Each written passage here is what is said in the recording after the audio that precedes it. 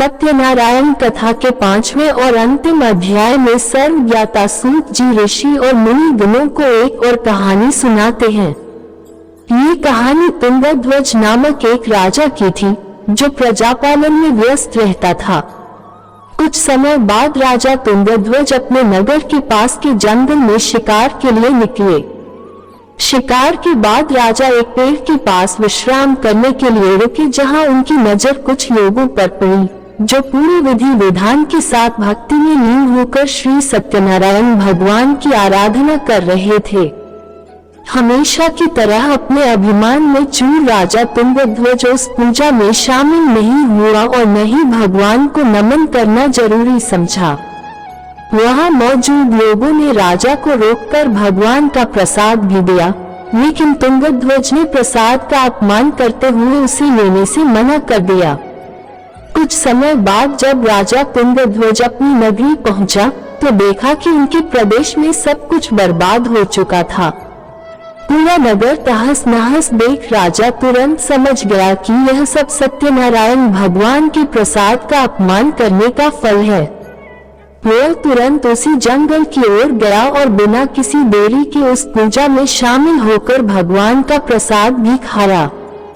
इसके बाद जब राजा तुंगध्वज दोबारा अपने नगर की ओर चल पड़े, वहां पहुंचकर उसने देखा कि श्री सत्यनारायण भगवान की कृपा से सब कुछ पहले जैसा व्यवस्थित हो चुका था।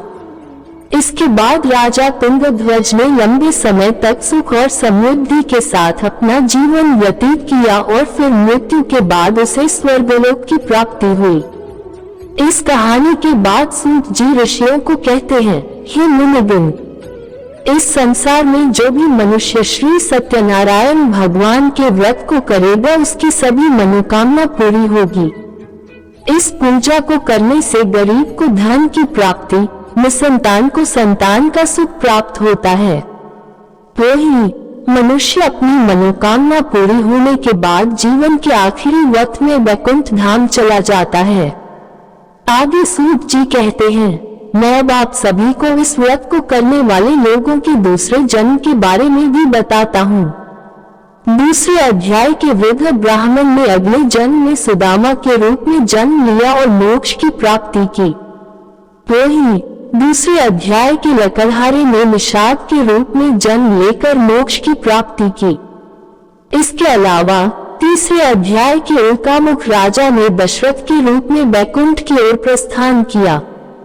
चौथे अध्याय के साधु नामक वैश्य ने मूर्ध्वज के रूप में अपने पुत्र की तरफ से मोक्ष की प्राप्ति की। वही पांचवें यानी अंतिम अध्याय के तुंगध्वज राजा ने भगवान की भक्ति में लीन होकर मोक्ष की प्राप्ति की।